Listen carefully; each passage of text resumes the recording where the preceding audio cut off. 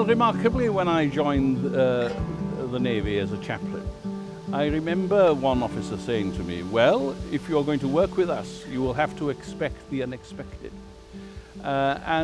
Indeed, in my time in the armed forces, I suddenly faced a great deal of that. But I never expected, when I returned as a minister to Wales, to suddenly be caught in the midst of a pandemic. But I think in every age, the unexpected has something to teach us. And I think certainly this pandemic has challenged us to remember that God is with us in every circumstance. And we must ask of him what should we learn and take to heart from this period. And it's remarkable to understand just how many people have responded in a positive way. All of a sudden, the chapel's closed. And it makes us aware that it's not the buildings that are important. It is our fellowship as a living church. And to sustain that, a lot of people, I'm glad to say, have kept in touch with each other. And more importantly, so many of our churches have learned how to communicate in different ways. I mean, 2 years ago, most of us never heard of Zoom, and yet by now most of us are very used to actually conducting services in that medium. And it is remarkable how many people of every age have learned to adapt. I mean, I was pleasantly surprised that some of my members in their 90s, I asked one, you know, have you used Zoom or Skype yet? And he said, oh, I'm not too used to those, but I do FaceTime my son. And remarkable.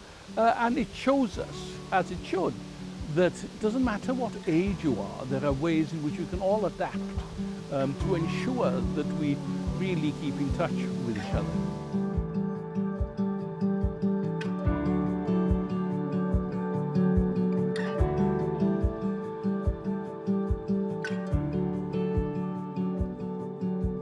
And as we move on, I think it's important to remember that there are so many different ways of contacting and keeping in touch with our people.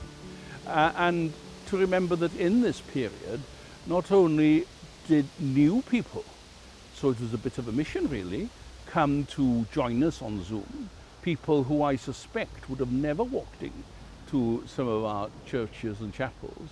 And we sometimes forget as God's people that to the outer world, actually even stepping into a church building is in itself something difficult. So joining us on Zoom, I think, has been a wonderful way forward to establish that connectivity for the future. And from there, of course, one can achieve so much. And we should remember as we move forward that, as the book of Acts reassures us, that God has never left himself without witness in any generation. And that through the power of the Spirit that we so often cannot see, he is working in the midst of his people. And so may we, with a degree of confidence in him, move forward, knowing that through the power of the Spirit, we have ways of not only establishing new contacts, but actually possibly keeping in touch by Zoom and many other ways with those who are housebound or in many different ways cannot join a service in any other way.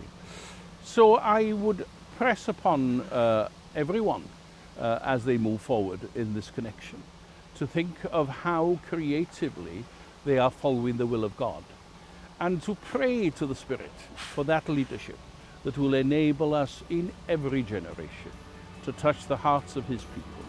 And so may we, my friends, move forward totally confident in God's ability to show his love to his people.